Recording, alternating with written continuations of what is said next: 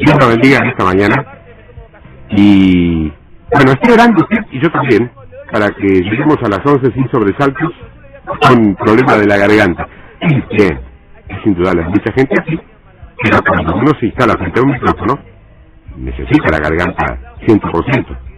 Y bueno, hoy más tarde lo esperamos por fe, hasta las 11. Y esta mañana traigo un tema, el título es La justa retribución.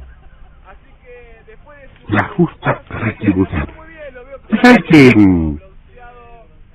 Egipto tiene dos dimensiones de operación que son muy importantes de entender o entenderlas. Porque por un tiempo, Egipto para el pueblo de Dios es un Edén, una bendición. Recuerden que es Dios quien nos envía a Egipto en Génesis. Y es en Egipto donde nos alimenta y donde produce la tierra de Gosén, que fue para el pueblo de Dios un Edén. Le dieron la mejor parte de la tierra. Hay un tiempo en que Dios los envía a Egipto al igual que a Cristo lo enviaron también a Egipto. Yo lo que te estoy queriendo decir es que Egipto tuvo su parte en el plan de Dios. Y Egipto ya lo hemos estudiado en otra oportunidad. Es la posición previa, espiritual, que traíamos, o la previa infraestructura eclesiástica que conocíamos. Egipto, en todo caso, es el pasado. Egipto tuvo un tiempo en que nos dio lo que necesitábamos, pero luego llega el momento en que Dios llama a sus hijos de Egipto y les pide que salgan de esa tierra. Egipto también es una condición mental. Egipto es el mundo dentro del pueblo, de la iglesia. Egipto es la mentalidad previa del creyente. Y yo estoy usando Egipto aquí, en este lado del planeta. Pero, si voy a Egipto, no usaría Egipto. Entonces, se entiende, creo, que cuando hablamos de Egipto, no hablamos de la nación, sino de lo que se interpreta por Egipto. La gran pregunta que muchos creyentes fieles se hacen hoy en día es: ¿cuál es mi ministerio? Lo que equivale a decir: ¿qué tengo que hacer para cooperar con lo que Dios está haciendo? Punto primero: ¿cuántos saben que Dios va a dar retribución justa a sus enemigos? ¿Cuántos saben que los enemigos de Dios mayoritariamente están dentro de la iglesia? ¿Cuántos se dan cuenta, entonces, que cooperar con Dios sería, en algunos casos, enfrentarse con falsos hermanos? Uno dice falsos hermanos y le suena feo, que le suena como que es algo negativo o algo criticón. ¿Qué problema? Entre las vicisitudes que dice la Biblia, pasó Pablo, una, entre azotados, escarnecidos, perseguidos, una fue la causa, dice, de falsos hermanos. Ya había. No fue el descubrimiento del siglo XXI, ya había. Ojo, que esto no significa perder la base del amor, ¿eh? Ese enfrentamiento solo tiene lugar en un tópico específico. la palabra revelada, es decir, la piedra angular. Hay gente que jura que está en el propósito de Dios, pero que no se atreve a tocar este aspecto que yo termino de mencionar.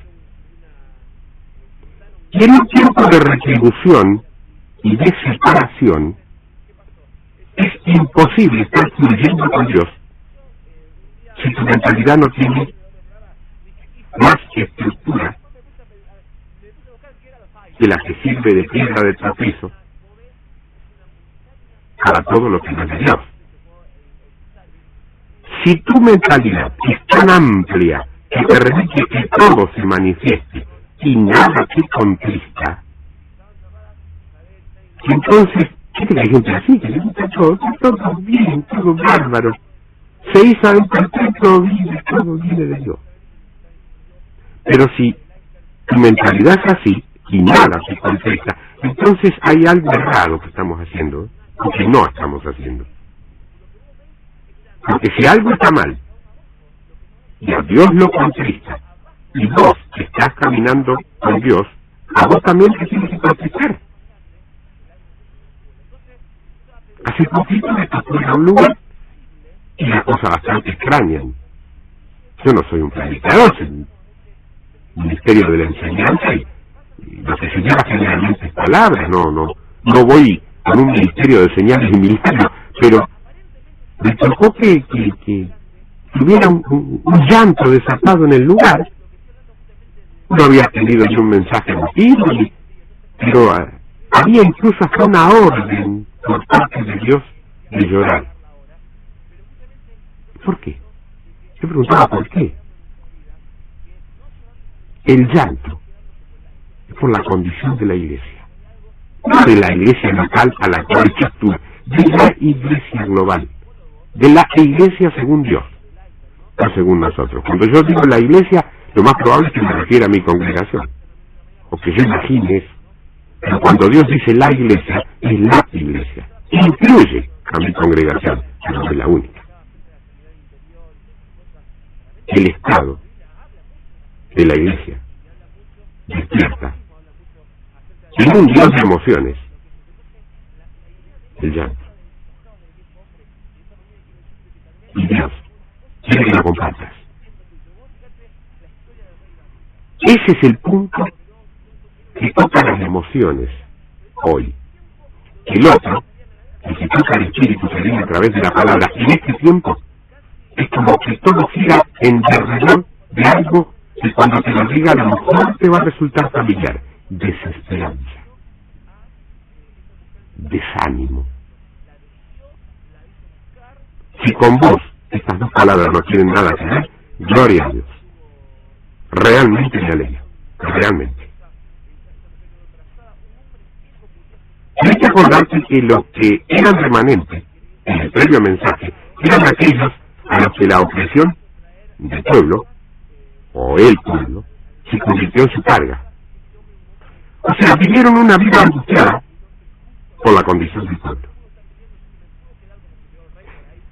Yo quiero que este mensaje quede claro porque voy a usar muchas palabras para que vos entiendas qué es lo que está haciendo Dios en el día de la justa retribución. Ahora, el día de la justa retribución, ¿será el día del jubileo? ¿O será el día de la gran siega quizás? ¿O es el día del tabernáculo tal vez? Ojo, el día ahí no es cronológico. Estamos hablando de 24 horas. Tenemos un Dios eterno, no te olvides. Es un tiempo en Dios el día. Es una estación, no estoy hablando de primavera, verano, invierno y otoño. Es una estación. Un campamento. Un kairos de Dios. Y retribución significa simplemente que Él viene a nivelar sus cuentas. ¿Cómo corresponde?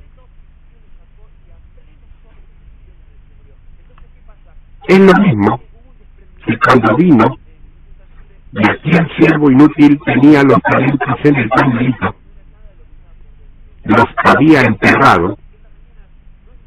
¿Te acordás de eso? Retribución. El día que fue de beneficio para algunos, fue de retribución para otros. El día que hubo gritos, lágrimas, llanto y gran crujir de dientes en Egipto, fue el nacimiento de un nuevo día para Israel. El mismo lugar, la misma hora.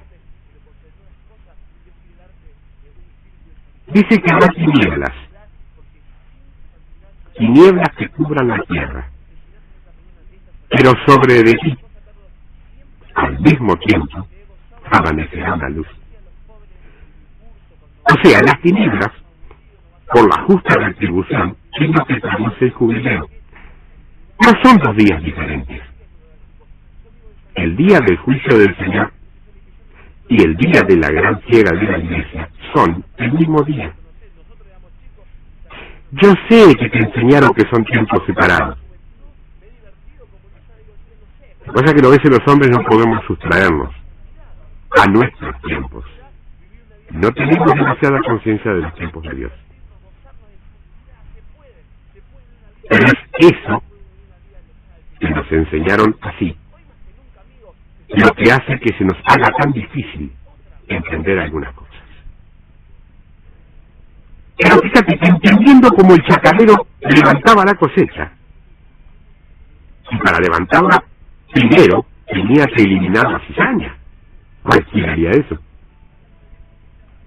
Y como entendemos que el reino de Dios es como es el sembrador, entonces el mismo principio que se aplica en la siembra, se aplica también en la siega, el ministerio de Dios.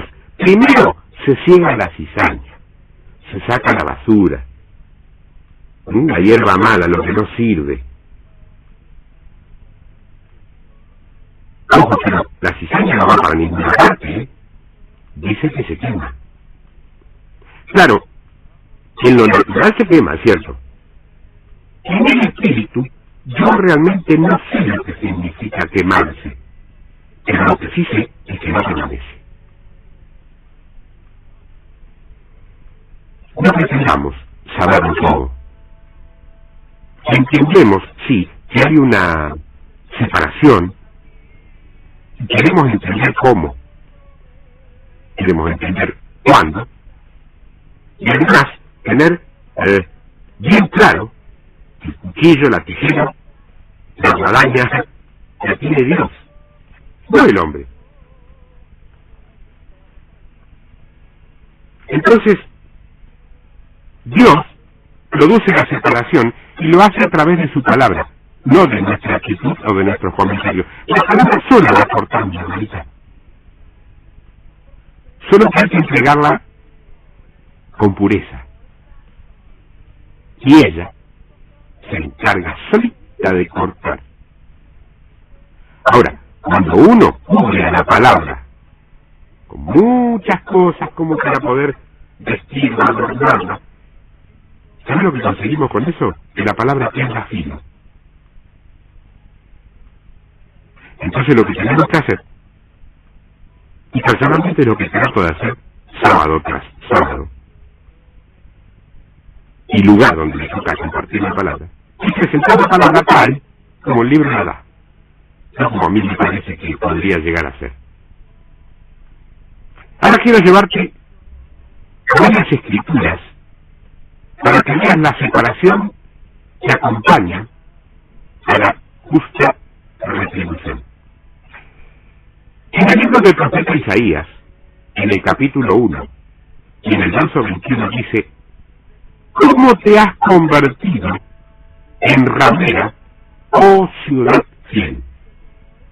¿Cómo te has convertido en ramera, oh ciudad fiel? Yo quiero que vos notes claramente que la ramera no es algo de afuera de la iglesia, sino una iglesia pervertida. La ramera no es una cosa que está allí y la ciudad fiel una cosa que está acá. La ramera es una ciudad fiel pervertida. Pero entended, por favor, que perversión no es necesariamente, ¿qué te digo?, andar por ahí fumando marihuana. Perversión no es necesariamente homosexualidad. No se limita a esos extremos. Perversión es sencillamente no dar en el blanco. No dar en el blanco es la palabra armatilla. Armatilla es traducción pecado. Pecado es no estar en el centro del propósito. Pecado es que si seguís el curso que llevas, no vas a terminar. Pecado incluso, escucha lo que te digo, por favor, pecado pueden ser buenas obras que se interponen y no te dejan hacer las obras correctas. No te espantes, como te digo, perverso. Perverso es estar equivocado. La palabra, el origen de la palabra perverso, perversión, es escorios, con K. O sea que significa algo que no está derecho, que está desviado, escorios. De allí sale nuestra palabra médica, escoriosis, para denominar a una o más vértebras torcidas. Escorios. Perverso. No tiene que ver con un extremo. Tomando como base las palabras bien y mal, mal no es homicidio. Mal es una alternativa negativa al bien. Puede ser tan sencillo como equivocarte en un cantito. Esa canción de equivocar está mal. No estamos hablando de homicidio. ¿Te equivocaste? ¿Está bien? No, no está bien, está mal. Es una alternativa negativa al bien. Está mal. O sea que en Dios, te tengo que decir una vez más, no es blanco, es negro. Dios no tiene áreas grises. ¿Cómo te has convertido en ramera o ciudad fiel? Llena estuvo de justicia. En ella habitó la equidad. Pero ahora, los homicidas, esto sería gente que mata ministerios. Gente que mata verdaderas voces de Dios. Tu plata, ese es el dinero de la redención, ¿eh? Tu plata se ha convertido en escorias. Tu vino, la revelación, está mezclado con agua. Eso sería revelación mezclada con humanismo. Revelación rebajada. Tus príncipes, no olvides, prevaricadores. ¿No te acordás lo que es un prevaricador? Un prevaricador es una persona que vio la verdad, la entendió y lo hizo caso omiso. Decidió que no la iba a hacer. Prevaricadores y compañeros de ladrones. Todos aman el soborno y van tras las recompensas. No hacen justicia al huérfano, ni llega a ellos la causa de la vida. Esa es la condición. Por tanto, dice el Señor, y acá viene la responde: Jehová de los ejércitos, el fuerte de Israel, ea, tomaré satisfacción de mis enemigos, me vengaré de mis adversarios. Están en iglesias. En el mundo no hay enemigos de Dios, directamente no lo conocen. Y el verso 25 dice: y volveré mi mano contra ti. ¿Contra ti? Contra la iglesia. Y limpiaré hasta lo más puro de tus escorias y quitaré todas tus impurezas. restauraré tus jueces como al principio y tus consejeros como eran antes, o sea, los ministerios apostólicos y proféticos, esencialmente. Entonces te llamarás ciudad de justicia, ciudad fiel. Sión será rescatada con juicio y los convertidos de ella con justicia. Pero los rebeldes y pecadores a una serán quebrantados y los que dejan a Jehová serán consumidos. Oye, dejar a Jehová no es descarriarse. Dejar a Jehová simplemente es dejar de hacer lo que Él quiere que hagas. Vamos a ver otro verso, otro pasaje, que tiene que ver con esta separación. Está en la primera carta de Pablo a los Corintios, en el capítulo 3, y desde el verso 13. La obra de cada uno se hará manifiesta, porque el día la declarará, pues por el fuego será revelada, y la obra de cada uno, cual sea, el fuego la probará. Si permaneciere la obra de alguno que sobreedificó, recibirá recompensa. Si la obra de alguno se quemare, cizaña, él sufrirá pérdida. Si bien él mismo será salvo, aunque así como por fuego. ¿Lo tenés claro esto? Porque esto nos habla de que el fuego va a revelar cómo está hecha cada obra. ¿Cómo está hecha? No de qué está hecha. No te confundas. Ten cuidado cómo edificas, dice la palabra. Y peor si sobreedificas. Durante mucho tiempo, muchos pensaban, y lo enseñaron así, de hecho, que había que edificar todo con oro,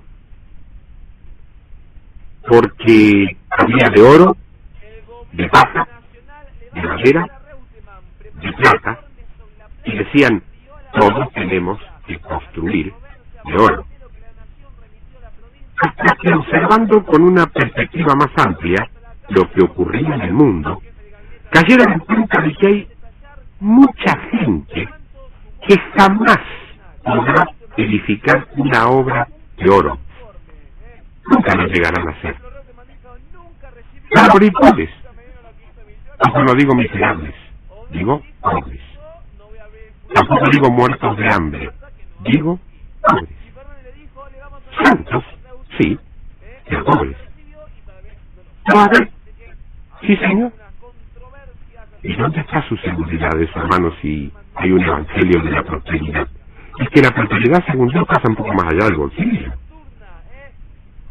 Y si no querés una prueba o una fuente de consulta más concreta, ándate al grupo apostólico y mira a Mateo, recaudador de impuestos, un hombre con cierto poder adquisitivo. Pedro, que era rústico, sí, todo, era propietario de un par de barcas para pesca.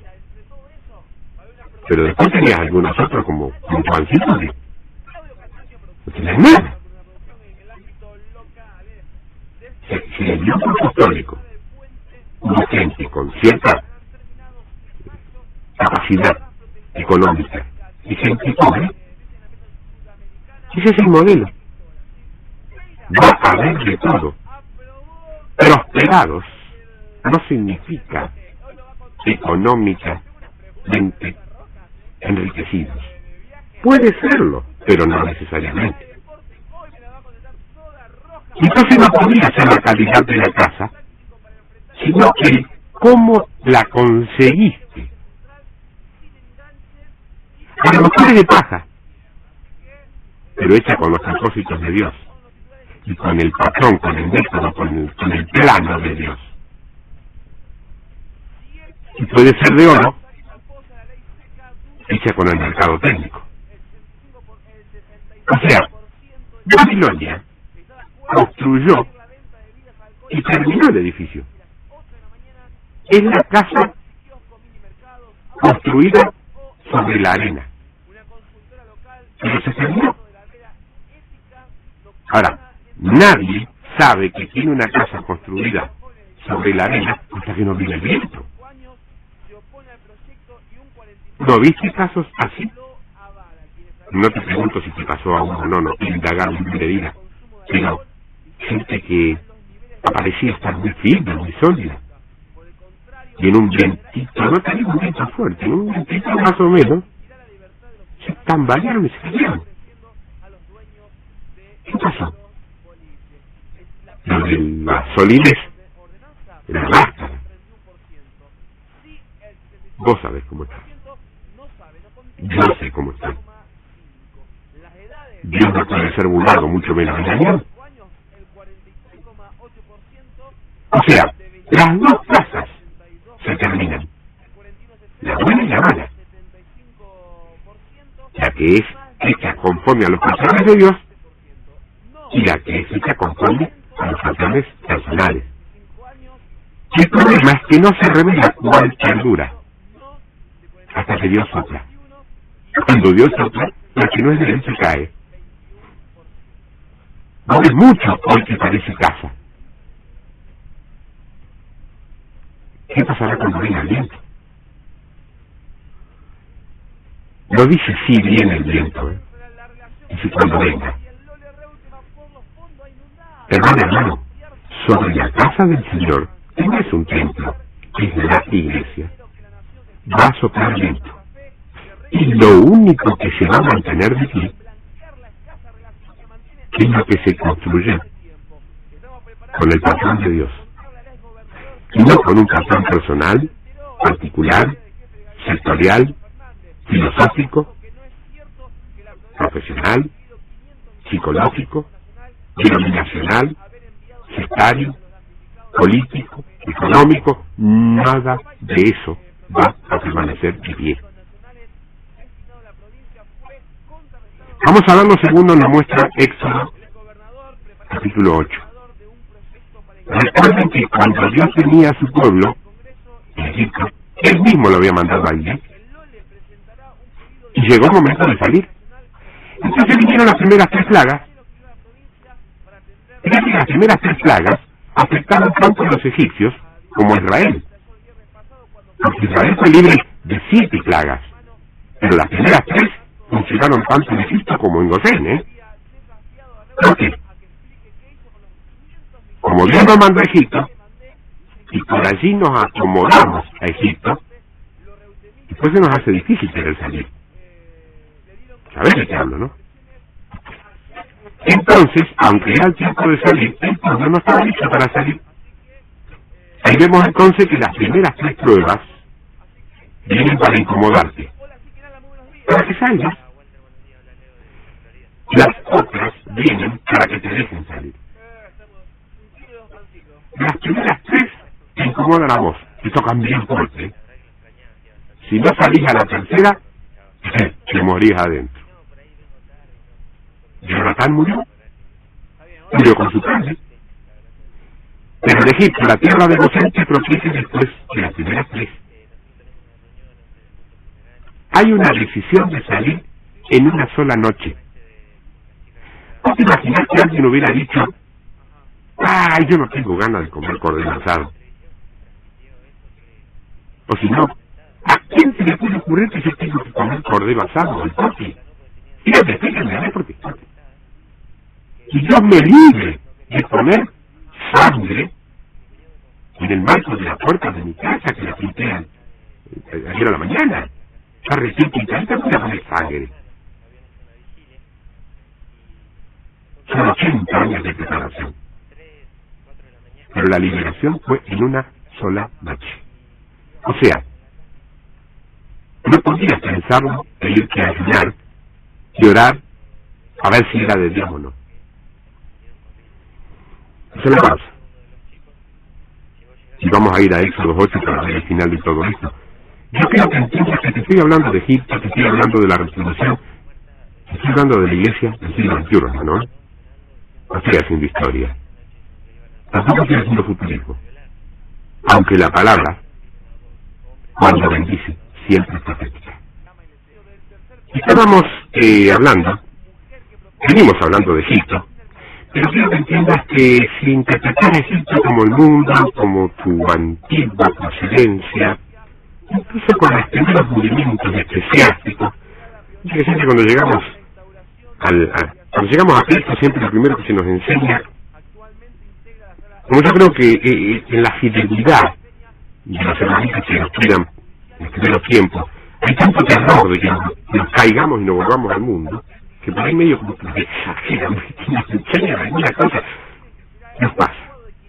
Ahora no es para despotricar contra eso, ¿eh?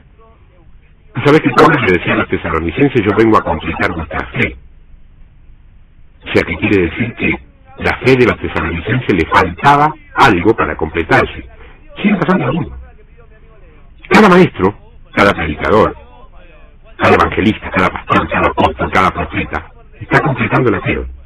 Oye, el que crea que ya leyó toda la Biblia, la entendió toda, tiene la fe completa, creo que va a arrancar todavía, ¿eh?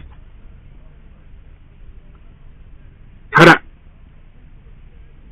¿cómo se le podría ocurrir a alguien decir que había que pintar con sangre el manto de la puta?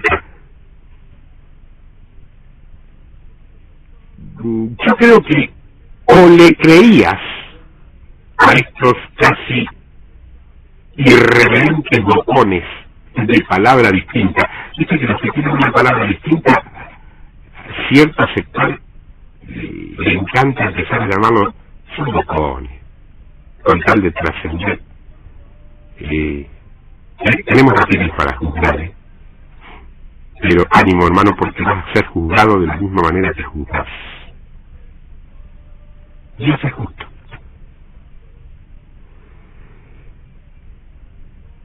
Hay gente que se ofende y se fastidia con una palabra distinta.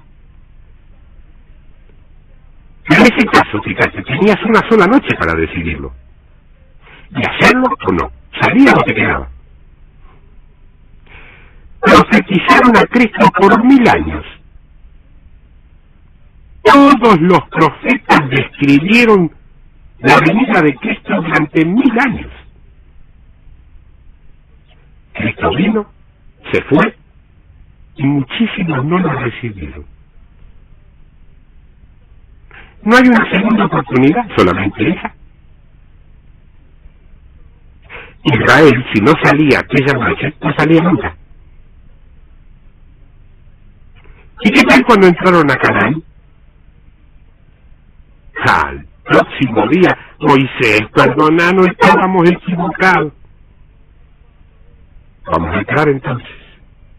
Es que no tengo ganas. Dijo mañana. El otro día, cuando quieren entrar, no pueden, porque se enteran que Dios se fue. ¿Cómo que se fue? Claro. ¿Y qué no es cuando no tenés ganas? Es cuando Dios dice. No es cuando vos tenés ganas, es cuando Dios dice. No es cuando vos lo sentís. Padre, dame amor por ese hermano que me trae. Dios ya te dio el amor. Es más, te ordenó amar. Él dice, amaos los unos a los otros. Yo dije, a mí me gustaría en lo posible que ustedes pudieran amarse, no, es orden. Obedecer la orden de Dios amando, o no la obedeces. Pero no le pidas a Dios que te dé amor. Ya te lo dio. El amor es una decisión. Vos amás a todas las personas que decidiste amar. Y tenés atravesado en la nuez de Adán, tipo corbata, a todas aquellas personas que vos decidiste que no las atravesaras allí. Odias a los que decidiste odiar. Le guardás rencor a los que decidiste guardar el rencor. Seguir resentida o resentido con los que decidiste estar resentido. Son decisiones personales que Dios te deja, es más, te demanda que tomes y te dice qué tienes que hacer y después en tu obediencia. Si no obedeces, no te quejes. A muchos les costó creer eso. ¿Cómo nos vas a dejar acá que muramos en el desierto cuando solamente 24 horas después estoy de acuerdo contigo? Silencio. Impresionante. Repetite para vos mismo. Es cuando Dios dice. No es la gente la que transiciona cuando la Junta del Sanedrín le da permiso o llega a ponerse de acuerdo por votación unánime. El que transiciona es cuando Dios dice. En el libro del Éxodo capítulo 8 verso 22. Éxodo 8:22. Y aquel día yo apartaré la tierra de Gosén, en la cual habita mi pueblo, para que ninguna clase de moscas haya en ella, a fin de que sepas que yo soy Jehová en medio de la tierra, y yo pondré redención entre mi pueblo y el tuyo. Mañana será esta señal. Esta palabra, redención, dice el verso 23, es en el original la palabra seuder, y significa distinguir o hacer una diferencia, separar. Yo quiero que notes que va a llegar un momento en que Dios va a decir: muchachos, voy a hacer una marca entre los que son y los que no son. Vaya originalidad, cualquiera se da cuenta. No, perdón. Dios no habla del mundo y la iglesia.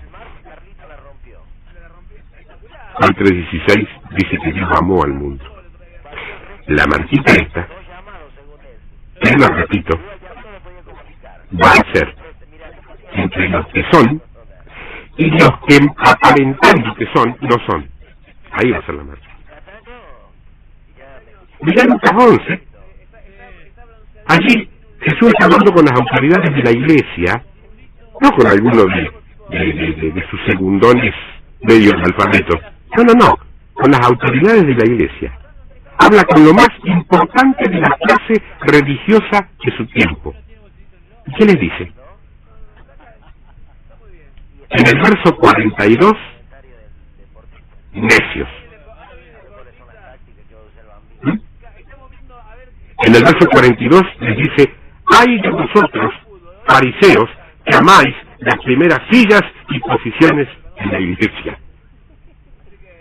En el verso 46 le dice: intérpretes de la ley que cargan a los hombres con cargas que tú no puedes llevar con ellos. En el verso 47, ¡ay de los que edifican sepulcros de los profetas y los tiran fuera del ministerio!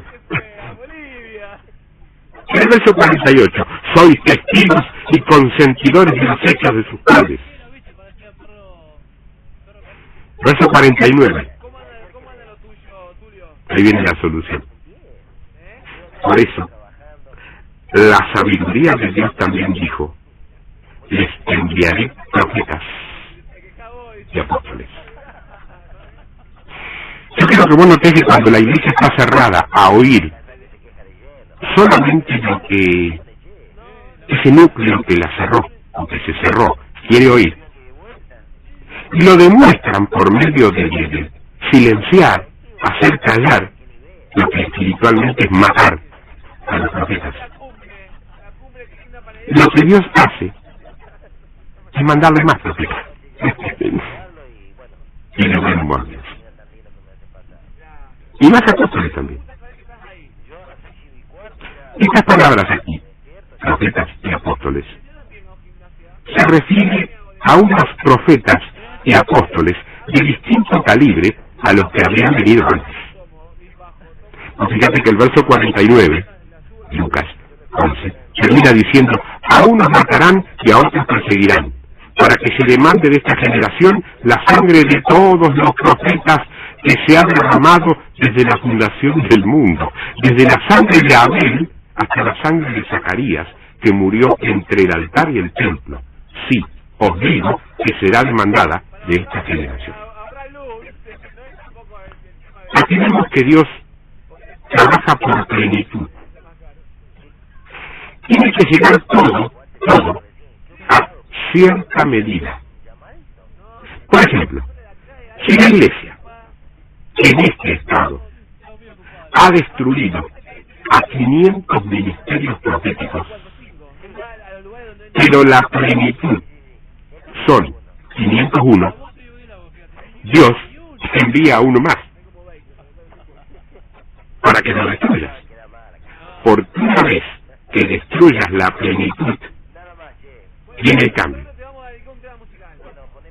Dios trabaja así, y a veces sacrifica a su gente.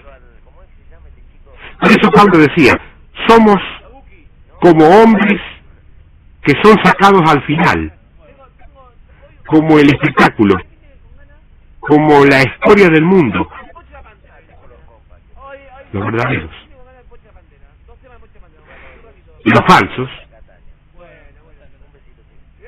a veces, para ser justos, son los que están en rocas delicadas, que tienen títulos, que tienen fama, y a veces un reconocimiento global. Si todos leyéramos la Biblia atentamente, no tendríamos ni tantas confusiones ni tantos problemas. Sabemos que el sistema va a ser juzgado por medio de apóstoles y profetas, y que es la sabiduría de Dios la que hace eso. Claro, si vamos a ver apóstoles y profetas, los vas a reconocer porque su vida está posicionada en contra de Babilonia.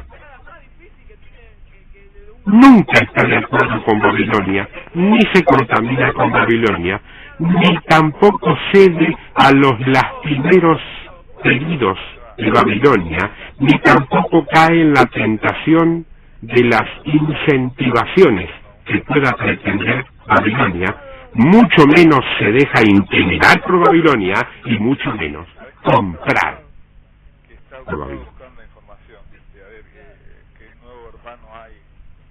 Anda mucha gente con títulos de ministerios por ahí, pero no causan cambio en ninguna parte. El libro de Apocalipsis, capítulo 14, verso 14, empezando del verso 14, Apocalipsis, dice, mire, y he aquí una nube blanca, y sobre la nube uno sentado semejante al Hijo del Hombre, que tenía en la cabeza una corona de oro, y en la mano una hoz aguda.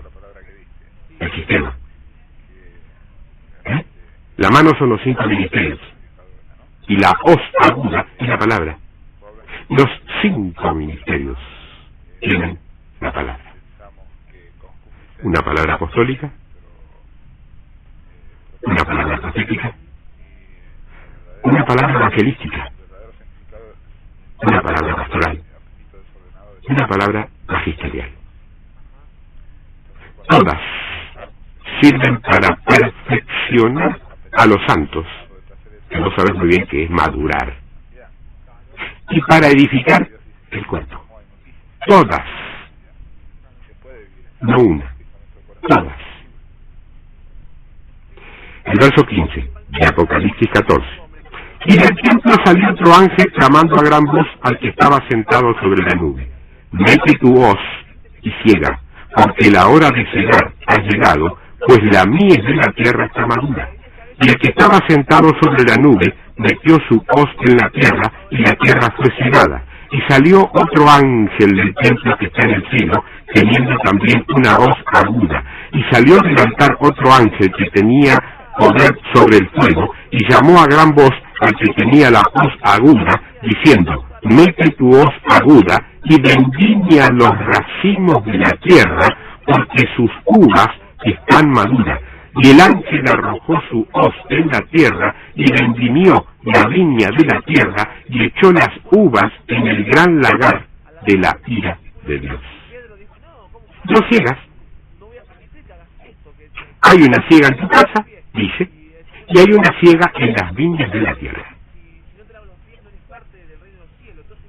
La gente siempre nos enseñó el juicio para el mundano. Y nunca nos enseñó que para cegar en tu casa había que separar los malos dentro de la casa. Todavía sigue siendo mala palabra decirlo. Y es bíblico. Desde que fue escrita la Biblia. Y no queda bien porque entonces la gente no va a ir a la iglesia. La gente va a ir porque Dios añade. No porque la iglesia caiga simpática a la sociedad.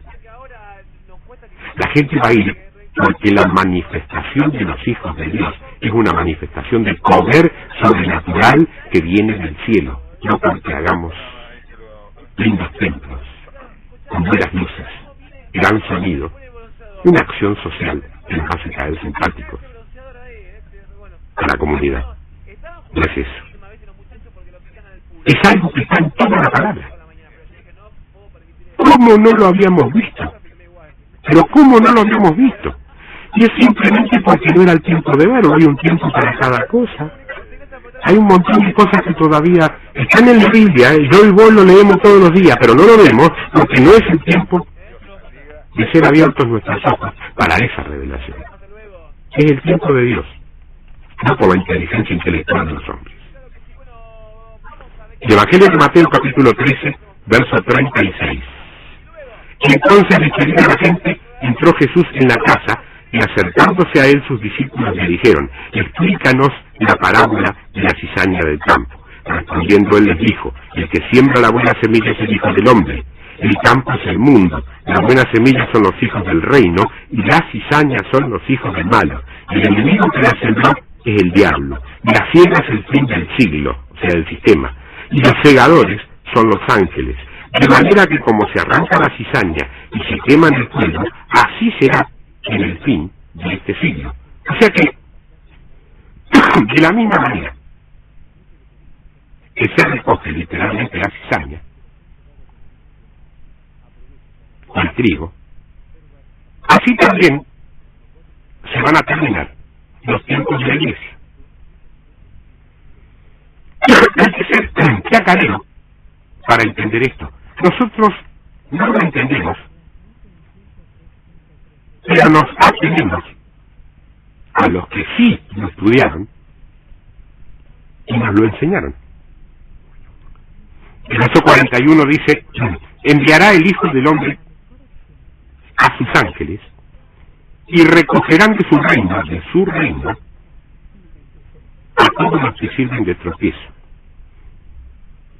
Ahora le cambia el nombre. Se supone que las cizañas son la gente que sirve de tropiezo, ¿vos te das cuenta? ¿Conoces alguno así? Y a los que hacen iniquidad. Acordate que la iniquidad es un misterio. El que opera en iniquidad está engañado y no lo sabe, porque es un misterio la iniquidad. Si no fuera un misterio, lo sabría. El que está en iniquidad no se da cuenta. Verso 42. Y los echarán en el horno de fuego. Allí será el lloro del que usted creyentes. Entonces, después de la separación, los justos resplandecerán. Antes no podían resplandecer porque estaban rodeados y tapados por la cizaña, como el sol en el reino de su Padre. Asimismo, el reino de los cielos es semejante a una red que echada en el mar recoge de toda clase de peces. Y una vez llena, la sacan a la orilla y sentados recogen lo bueno en cestas y lo malo echan fuera. Es decir, que la iglesia, a través de su existencia, recoge cualquier tipo de gente. Pero en el día de la ciega vendrá inevitablemente la separación. Lo bueno quedará y lo malo será echado fuera. ¿De qué nivel? No hay niveles en la iglesia.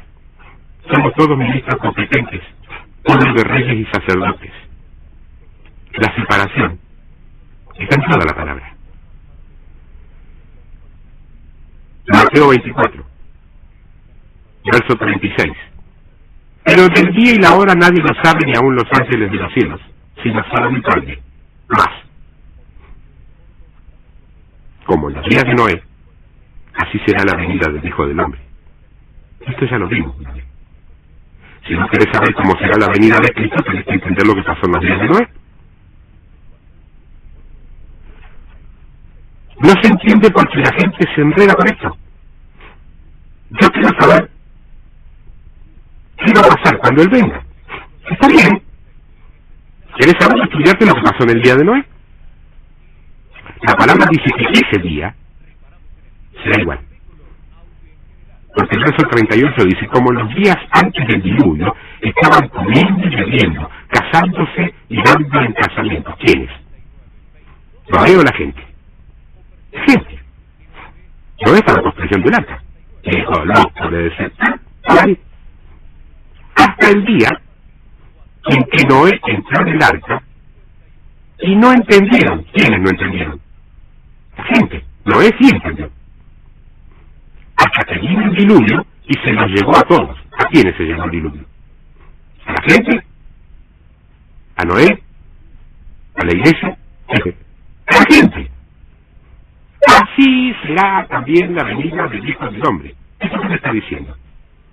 Bueno, que cuando Cristo venga se van a eliminar los malos. Pero no era que cuando venía nos íbamos nosotros. Yo no sé lo que te enseñaron. Y mucho menos sé de dónde sacaron lo que te enseñaron. Si no estás de acuerdo, vas a tener que pelearte con la Biblia, porque la Biblia dice lo que te estoy diciendo. Verso 40. Entonces, ¿qué entonces? El día. ¿Pero qué día? El día igual a los días de Noé, como le dice. Entonces, el día igual a los días de Noé, estarán dos en el campo. El uno será tomado y el otro será dejado. ¿Ahora qué? ¿Quién va a ser tomado? ¿Con qué estás comparando? Con el día de Noé. ¿Quién desapareció en el día de Noé? Sí, claro, pero a mí te enseñaron que acá era la iglesia. Está bien. Vamos a continuar para que vos veas cómo la gramática nos hizo entrar en un error muy grave, quería decir. La gramática. El hecho de no ir a la escuela.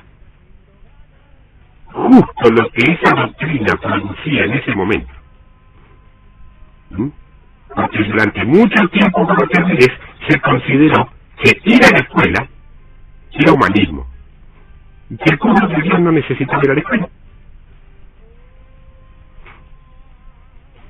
Satanás tiene que protegerse a sí mismo. Inventa lo que le parece, que echa mano a lo mentiroso. El problema es así lo que es. Filtró eso, Satanás, para que no descubriera la verdad. Y todavía se oye por ahí, ¿eh?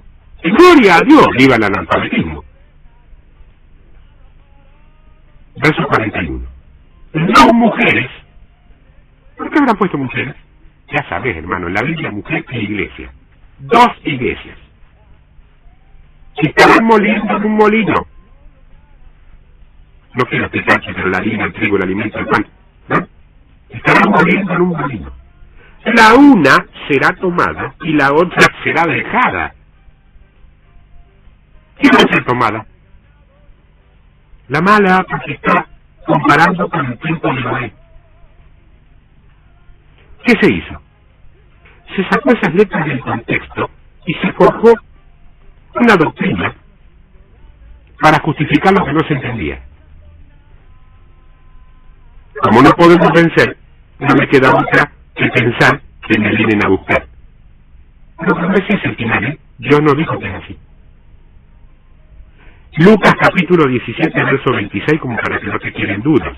Como fue en los días de Noé, así también será en los días del Hijo del Hombre. Comían, bebían, se casaban y se daban en casamiento. ¿Quiénes? ¿Los buenos o los malos? ¿No? Vale. Hasta el día en que entró Noé en el arca y vino el diluvio y destruyó a todos. ¿A quiénes destruyó el diluvio? Bueno. Asimismo, como en el día de Noé, como sucedió en los días de Lot. ¿Se conoce? Otra analogía. Comían, bebían, compraban, vendían, plantaban, edificaban. ¿Quiénes? ¿Los buenos o los malos? Mas el día en que Lot salió de Sodoma, llovió del cielo fuego y azufre y los destruyó a todos, a los buenos o a los malos. Así será el día en que el Hijo del Hombre se manifieste. En aquel día, ¿qué día? El día semejante al de Lot. ¿Qué día? El de Lot es igualito al de Noé. Ese día. ¿Qué día? Hoy. El día próximo a su venida. Hoy. El que esté en la azotea y sus bienes en casa, no descienda a tomarlos, y el que esté en el campo a sí mismo no vuelva atrás. Acordaos de la mujer de Lot. Todo el que procure salvar su vida la perderá, y todo el que la pierda la salvará. ¿Cuál es la vida que se procura salvar? Tu reputación, tu dinero, tu estatus, el reconocimiento social, tu posición en la organización eclesiástica. Entonces, separación, ¿por qué? Porque el que no esté total y verdaderamente rendido a Dios se va a ir arrastrado por el diluvio o se va a quedar sepultado bajo el fuego, y el azufre. Dios es amor y misericordia, pero también es Dios justo. Y esta, indudablemente, habrá de ser la justa retribución. Mateo capítulo 13, 47. Asimismo, el reino de los cielos es semejante a una red que echada en el mar recoge toda clase de peces. Y una vez llena, la sacan a la orilla y sentados recogen lo bueno en cestas y lo malo echan fuera. Así será el fin del siglo.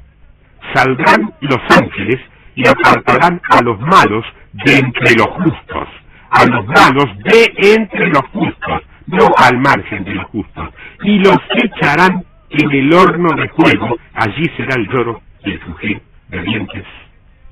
Hermanos, yo quisiera tener la certeza de que esta palabra, que ha sido primero de esclarecimiento, si te quemó y te mató alguna vaca sagrada, yo no te pido disculpas.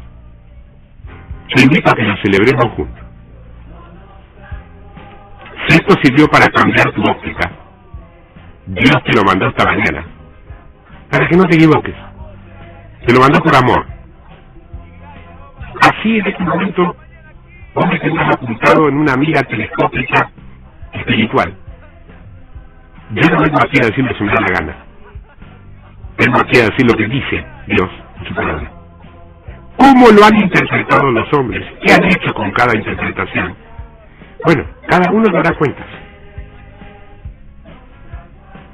Pero yo quiero que sigas esos versículos para que veas que la justa retribución va a tener las dos palabras.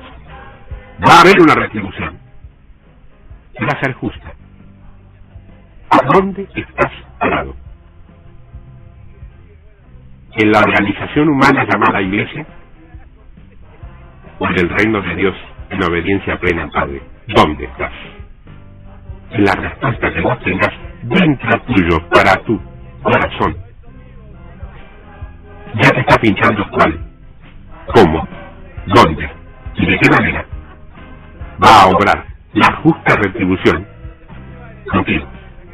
Contigo varón, contigo mujer, contigo líder, contigo iglesia.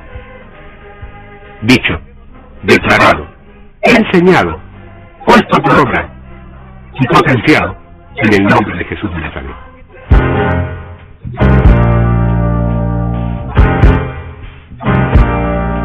Muy bien, hasta aquí aquí llegamos. No sé qué pasó en tu vida hoy con esta palabra, no sé qué fue lo que te estructuró o te desestructuró, no lo sé, pero sí sé que a partir de hoy, esto que has recibido, ha cambiado tu manera de pensar, ha cambiado tu mentalidad para muchas cosas. Te cuento que si querés conservar la copia de este trabajo, la copia grabada de este trabajo, la única forma de hacerlo sería en este momento llamar aquí al 437-1213, que vas a encontrar con un contestador automático, dejas allí tu mensaje de qué es lo que querés y fundamentalmente deja tu número de teléfono y nosotros nos vamos a comunicar contigo para hacerte llegar la copia de alguna manera. Gracias y hasta la próxima, si Dios quiere.